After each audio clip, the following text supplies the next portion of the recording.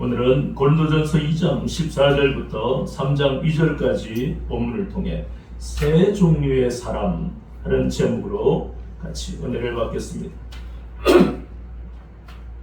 앞에서 우리는 영의 육체와 대비되는 영에는 세 영이 있다, 그렇게 우리가 말씀을 나눴습니다. 사람의 영이 있다 그랬죠. 우리가 살아가는 인생에서 모두가 사람의 영이 있습니다. 그리고 두 번째는 세상의 영은 마귀의 영이라고 그랬습니다. 그리고 세 번째는 하나님의 영이라고, 구약에서는 성령이라는 명칭을 사용하지 않았고 하나님의 영에 감동된 사람, 이렇게 하나님의 영이라고 성경은 말씀하고, 그게 바로 우리가 오늘 보는 성령님, 하나님의 영은 성령을 의미합니다. 사람의 영으로는 하나님을 만날 수가 없어요. 사람의 영으로는 하나님과 소통할 수가 없습니다. 왜냐하면 사람은 범죄했기 때문에, 아담 이래로 모든 인간은 죄 아래 있기 때문에. 그럼 결국 선택지는 두 개밖에 없지. 하나는 세상의 영이고 하나는 하나님의 영입니다. 하나님의 영, 성령의 이끌리심을 받기가 불가능합니다. 하나님이 우리에게 은혜를 베풀지 아니하시면 우리는 성령님을 만날 수도 없고 성령님이 우리에게 오시지도 않습니다. 그러니 우리는 과거에 모두가 세상의 영에, 마귀의 영에 사로잡혀 살아가던 인생들이었습니다.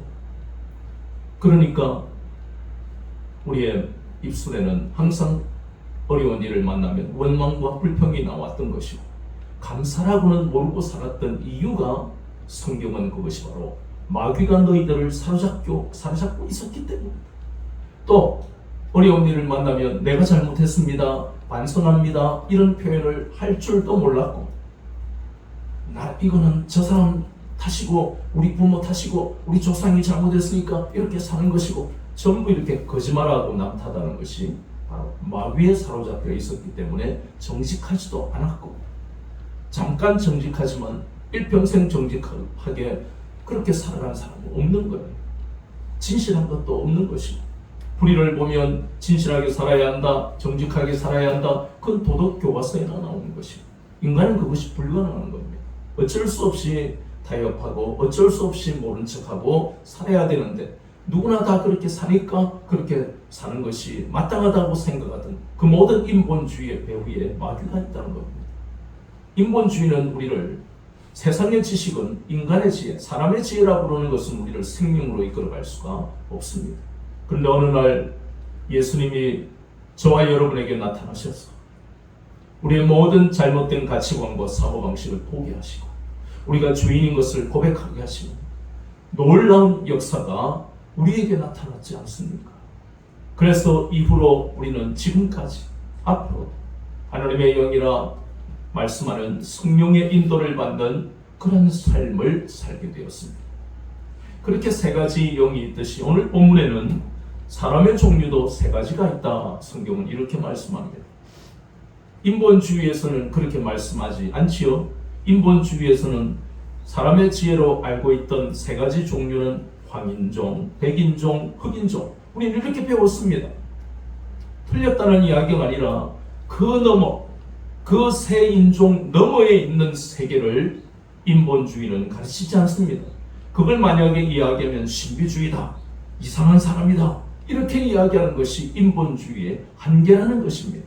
사람의 지혜의 한계는 영적인 세계에 대한 이해나 진리의 말씀, 영원한 진리의 말씀에 대한 이해에 대해서 무지한 겁니다. 우리도 모두가 이렇게 인본주의에 붙들려서 살았던 인생입니다. 성경은 이렇게 영적인 세계와 영원한 진리에 대한 이해에 따라서 세 가지로 성경은 말씀합니다. 첫 번째, 육의 사람. 두 번째는 육신의 사람. 세 번째는 신령한 사람. 육에 속한 자, 육신에 속한 자, 그리고 신령한 자. 성경은 이렇게 말씀합니다. 14절과 15절을 보니까 바로 육에 속한 자와 신령한 자에 대한 말씀하고, 그리고 고린도전서 2장 3장 1절과 2절은 바로 육신에 속한 자에 대한, 그래서 이렇게 세 가지가 우리가 알아야 할 세 가지 인생, 세 가지 종류의 사람입니다.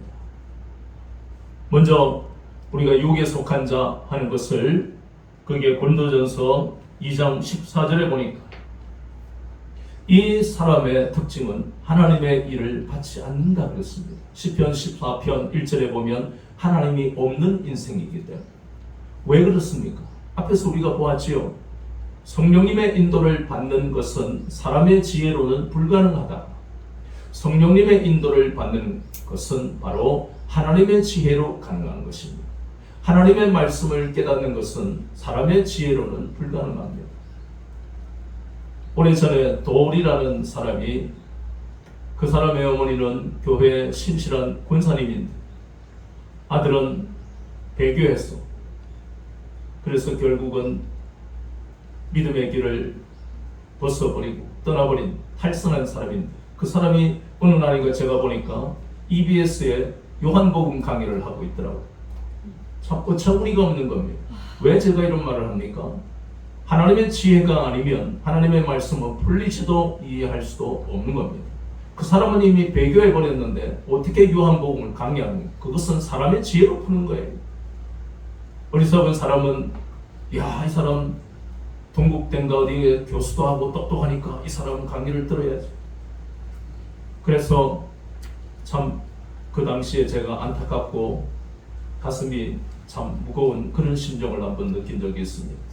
이렇게 육에 속한 자는 하나님의 일을 알 수도 없고 받아들이지도 않는 것은 바로 그들은 모든 일을 어떻게 판단합니까? 이성을 바탕으로 판단하기 때문입니다. 이성. 참 좋은 말 아닙니까? 이성을 차리라, 정신을 차리라 그러잖아요. 이성으로 판단해라. 왜 감정으로 그렇게 하니? 우리 이런 말 많이 들어요. 감정으로 하면 싸울 수밖에 없다. 이성을 가지고 판단해라. 맞는 말입니다. 세상을 살아갈 때 감정도 필요하지만 정말 중요한 건 이성입니다. 사람이 너무 감정적이면 맨날 다투는 일밖에 없겠죠. 이성은 정말 중요합니다. 그러나 거기까지입니다. 이성으로는 하나님의 지혜와 하나님의 능력을 깨달을 수도 없고 이해할 수도 없습니다.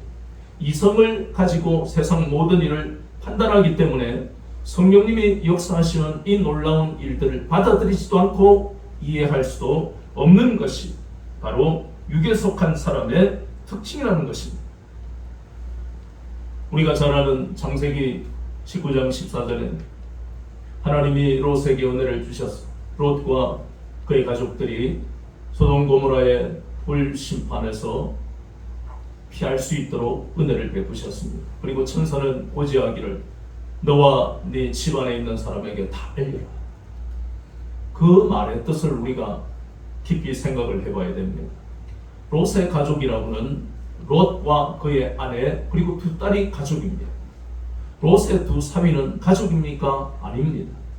그때 약혼했다 하는 개념을 구약에서 약혼한 것은 오늘날 우리가 생각하는 약혼의 의미가 아닙니다. 그냥 결혼하기로 일단 약속을 한 거지 아직 그들을 사위라고 하기는 동양적 정서, 우리나라 정서로 그렇게 번역을 하니까 사위라는 의미지 아직 온전히 결혼한 사람들이 아닙니다. 그런데도 하나님은 집안 사람들, 그 사위들에게도 이야기를 해라 하는 것은 하나님은 롯과 그의 가족만 사랑하신 것이 아니라는 겁니다.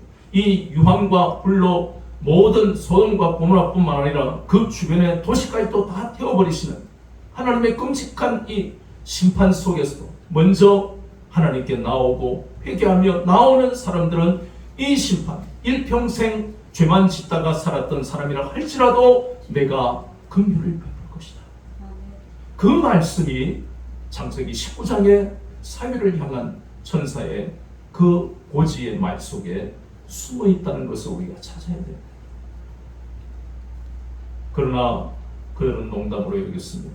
왜냐하면 그들은 항상 무엇으로 판단하고 살았다고요?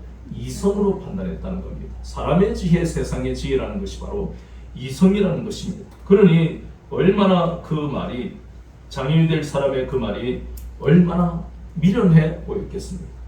또 똑같은 말씀이 예수님의 말씀에서 나옵니다. 마태복음 8장에 보면 가다란 지방에 예수님이 가셨을 때 거기에 귀신 들린 두 사람이 있었습니다. 예수님은 항상 긍휼한 마음으로 귀신이 들린 자나 병에 걸린 사람들을 치료해요. 그래서 자신이 하나님이심을 증거하셨습니다. 그러나 지방에 귀신 들린 두 사람은 곧 치유가 되었습니다. 그런데 그 귀신들이 뭐라고 합니까? 우리를 아직 하나님의 때가 아닙니다. 주님의 때가 아니지 않습니까? 그래서 예수님은 그다라 지방의 돼지떼에게 그 귀신들이 들어가서 돼지떼가 바다를 향해 달리니까 결국 다 죽었어요. 이 사건은 이성으로 판단하면, 사람의 지혜로 판단하면 얼마나 가다라 지방의 사람들이 생업인데 그 먹고 살아야 되는 건데 돼지가 다 죽었으니까 예수님 너무하시다. 이게 뭐예요? 이성적 판단. 이성적 판단으로는 하나님의 지혜, 하나님의 능력인 십자가에도 복음을 이해할 수가, 깨달을 수가 없다는 겁니다. 그 말씀의 의미가 무엇입니까? 너희들의 인생의 모든 무거운 짐을 내려놓고 복된 길로 인도할 수 있는 구원자가 바로 나다. 메시아. 너희들의 마음에 품고 있던 그 대망하던 메시아가 바로 나다.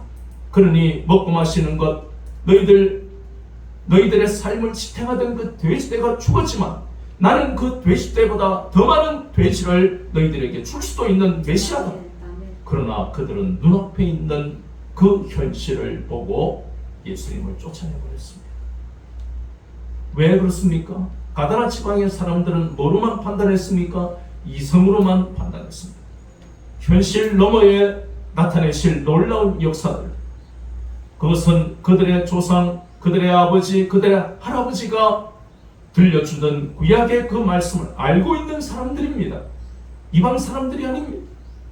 하나님이 출애굽한 이스라엘 백성들을 양식을 구할 수 없는 그 신광야와 물을 구할 수 없는 리비딤을 걸어가는 그때라도 하나님은 하늘에서 양식을 피같이 내리셨고 리비딤에 반석을 쳐서 300만 명이 물을 마시는 기적을 나타내실 수 있는 전능하신 하나님이심을 그들에게 가르쳐 주신 것처럼 오늘 요한복음 6장 35절 말씀에 나는 생명의 떡이 내게 오는 자는 결코 줄이지 아니할 터이요 나를 믿는 자는 영원히 목마르지 아니하리라 하시는 그 메시아이신 예수님이, 하나님이신 예수님이 그들을 죄에서 건져주시고 일평생 무엇을 먹을까 마실까 입을까 염려하지 않는 복된 길로 가게 하시려고 다른 지방도 아닌 가다라 지방에 나타나신 놀라운 은혜를 베푸시기를 원했지만 그들은 그 은혜를 발로 차 버렸습니다. 그들을 붙들고 있던 이성이, 그들이 좋아하는 사람의 지혜가 하나님의 말씀이 구약의 말씀을 잘 알고 있으면서도 그들은 그것을 거부해 버렸습니다. 가다라 지방의 사람은 모두가 어떤 사람입니까? 육에 속한 사람들이다. 그것을 우리가 깨달을 수 있는 것입니다. 그뿐만 아니라 오늘 보고 있는 이 말씀을 통해서 2장 14절에 보니까 육의 사람은 하나님의 성령의 일들을 받지 아니하는 이는 그것들이 그에게는 어리석게 보입니다. 또 그는 그것들을 알 수도 없다. 오직 영적으로 분별할 뿐이다. 그러니 우리가 살고 있는 세상은 이성으로 충분히 판단할 수 있는 가시적 세계입니다.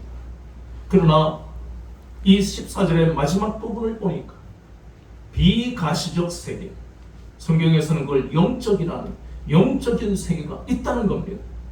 그것을 이해하기도 깨달을 수도 없는 사람들, 이 육에 속한 자들을 보면서 우리도 과거에 우리는 이성으로 살았던 사람들입니다. 하나님의 현실 너머에 예배해 놓으신 것을 상상조차도 하지 않았던 그런 일이 있으면 얼마나 좋을까? 마음으로는 소원하겠지요. 그래서 우리는 과거에 예수님을 만나기 전에 복권을 긁는다든가 긁어서 대박이 터지면 부러워.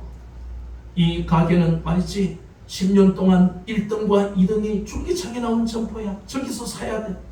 그렇게 살아가야 할 우리의 인생. 이런 육에 속한 자였던 우리의 인생.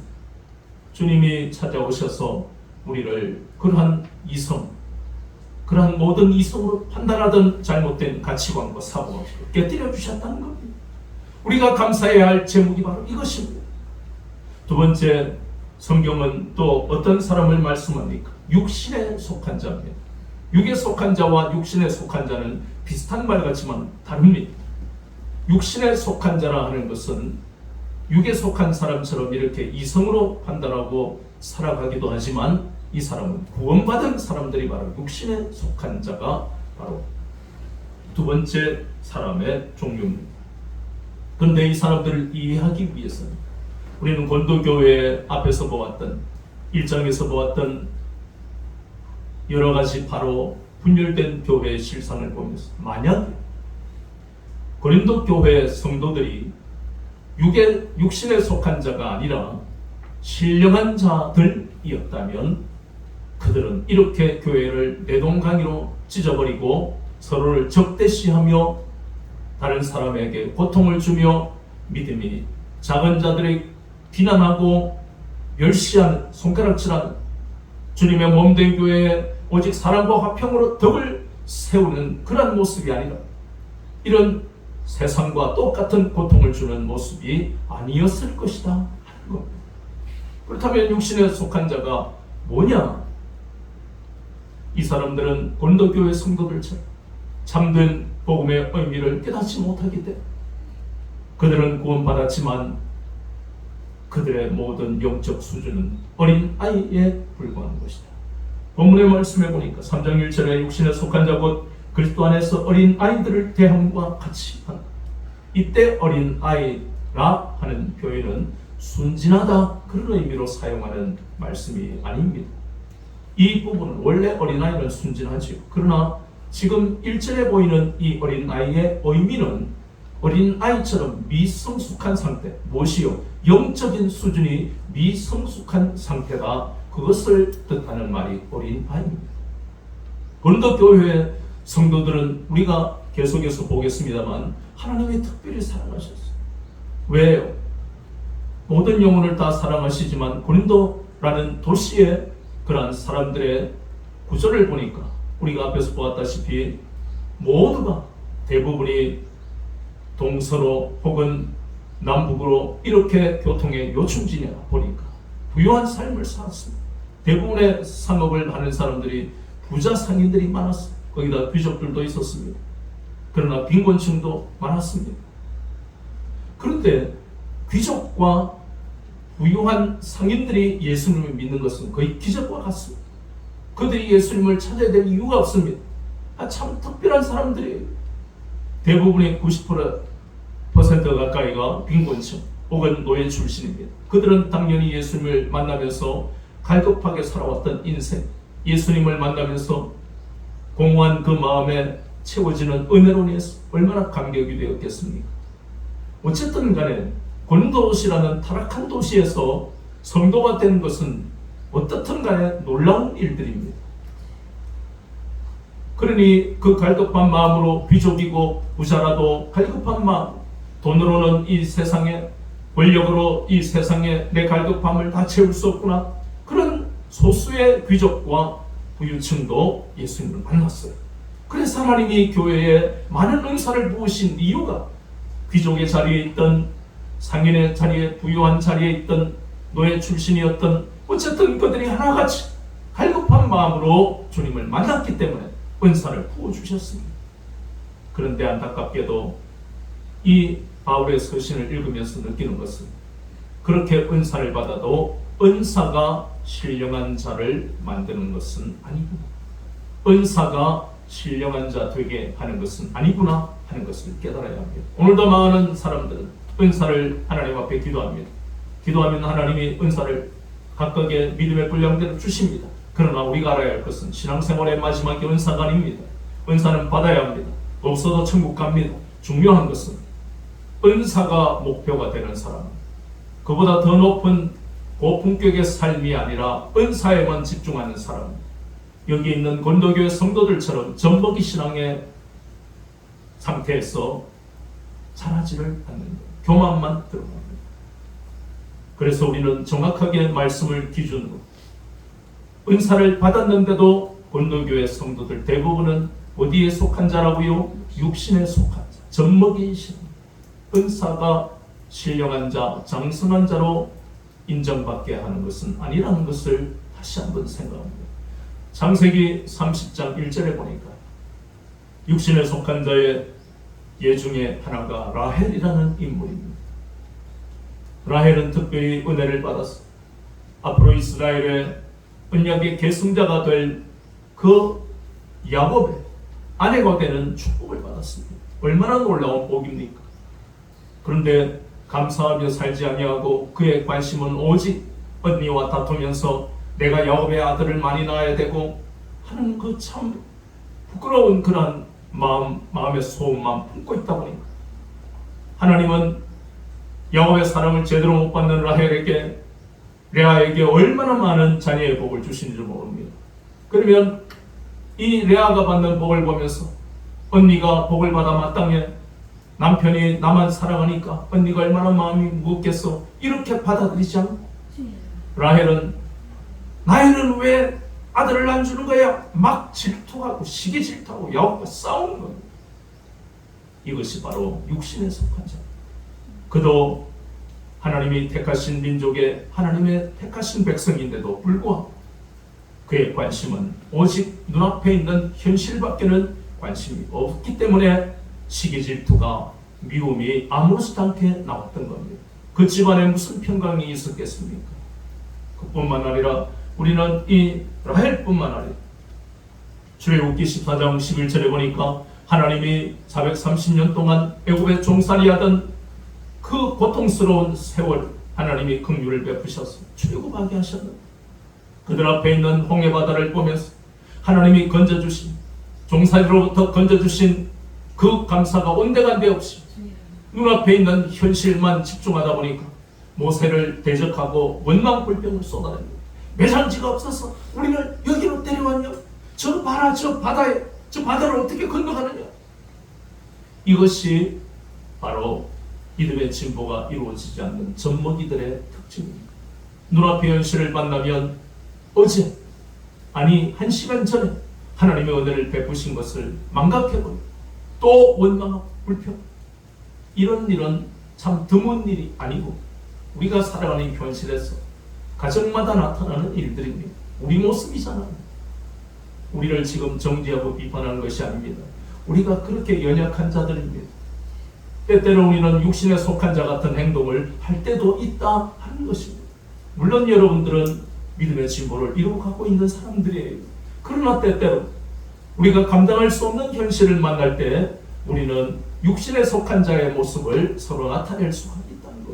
그러니 자녀는 부모와 다투고 싸우고 하나님이 다스리시는 가정에서 세상과 똑같은 모습을 우리는 때때로 부부와 서로 다투고 싸우고 하는 모습을 볼 수 있는 것은 바로 우리의 연약함을 깨닫게 하시는 하나님의 은혜, 날마다 믿음의 진보를 이루어 가야 할 이유를 우리에게 직접 보게 하시는 겁니다.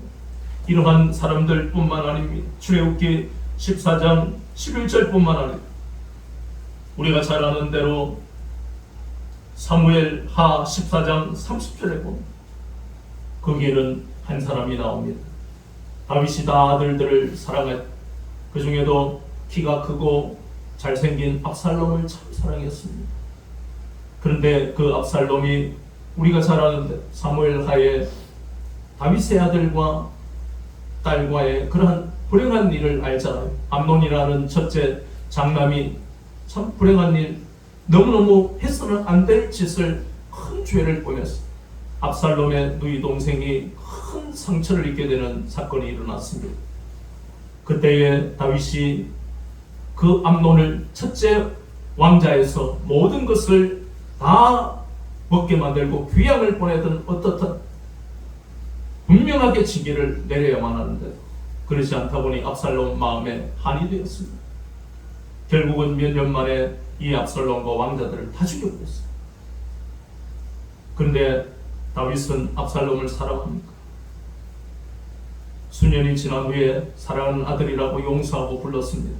그러나 곧바로 그의 왕좌로 부르신 게 부른 게 아니라 2년 동안 예루살렘 궁에 들어오지 못하고 2년 동안 바깥에서 머물게 했을 때 압살롬의 마음에는 그것을 자신의 잘못, 어쨌든 간에 암논을 죽인 그 살인죄를 저지른 주인인데도 불구하고 그는 아버지에 대한 불만으로 이 사무엘하 14장 30절에 요압 장군의 밭에 불을 질러버리는 겁니다. 이러한 것들은 결국은 감정을 이기지 못하는 인간의 연약함입니다. 우리의 연약한 이 모습들을 성경에서 똑같이 보면서 하나님은 그 모든 잘못에서 돌이키기를 원하시지만 압살롬은 돌이키잖아 결국은 반역을 일으키다 불행한 일생을 살다 가겠습니다.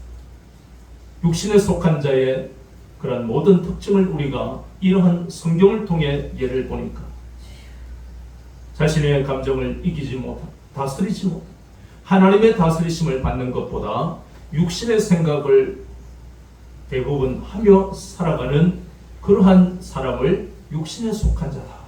이렇게 성경은 말씀하고 있습니다.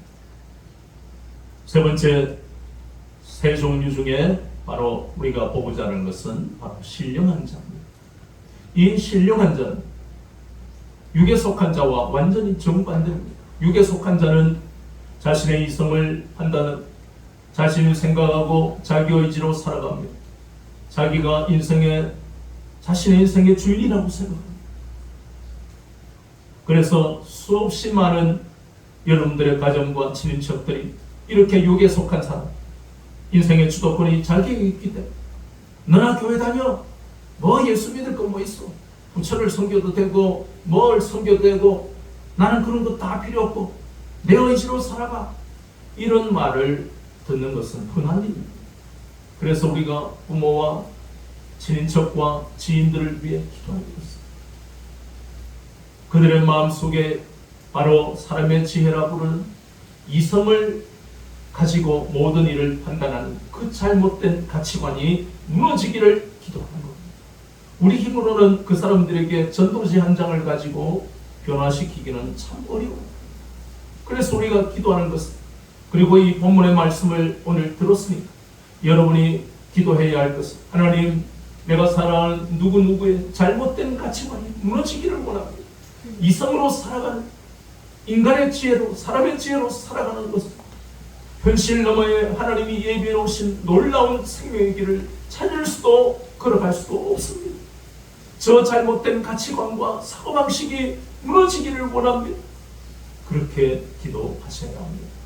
그들이 그렇다고 해서 육에 속한 사람들이 다 감옥에 가야 할 죄를 짓는 사람들입니까? 아닙니다.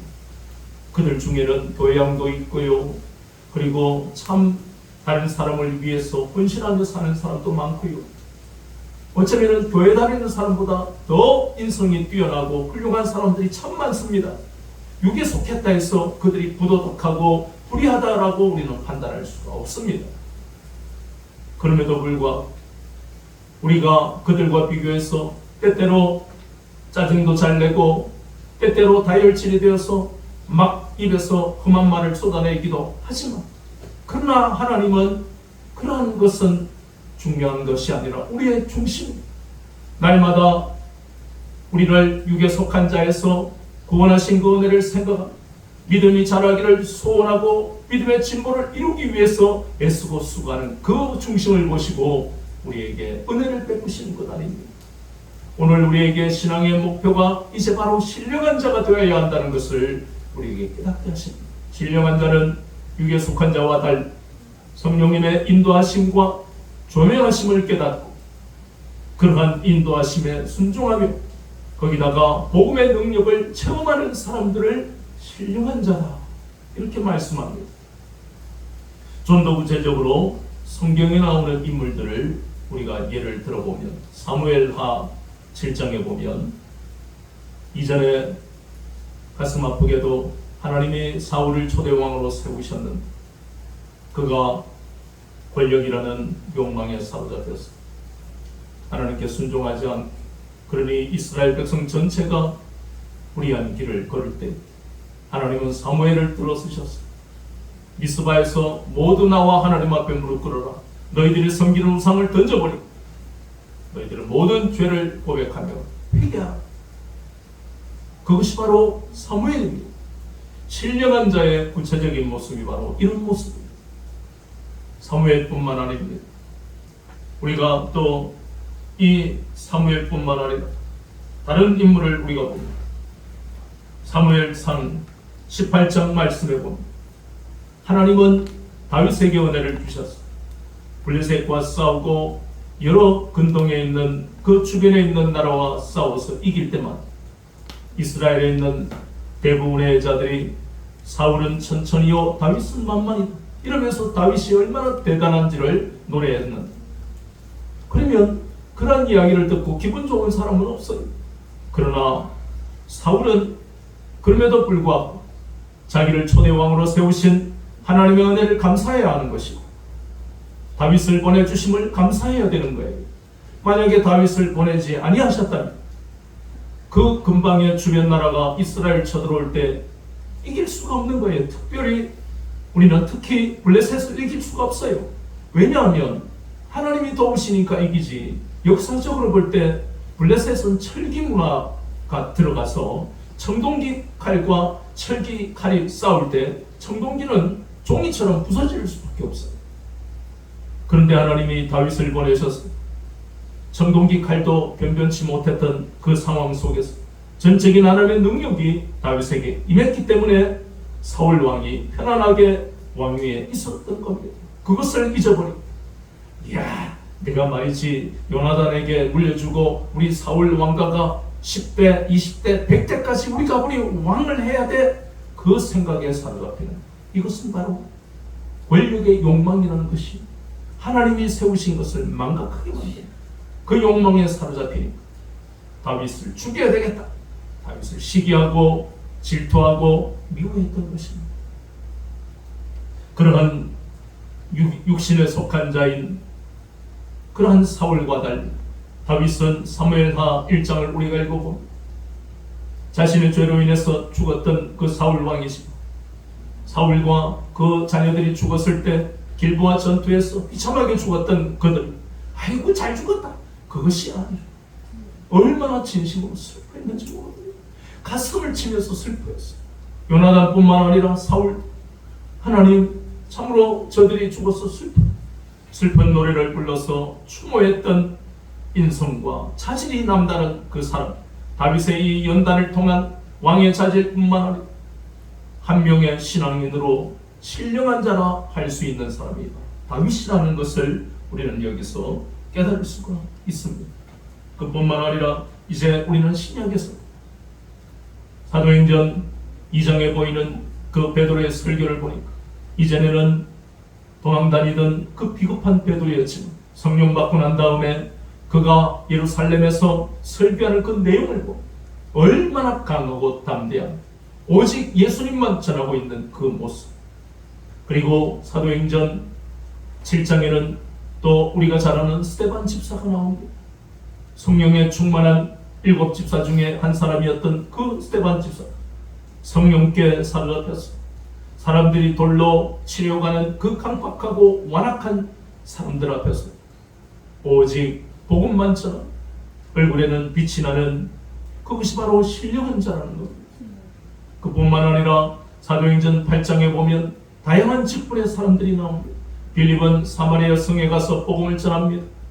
그 사마리아 성의 사람들이 얼마나 유대인들과 안 좋은 감정으로 오랫동안 악감정을 가졌던 사람들 아닙니까?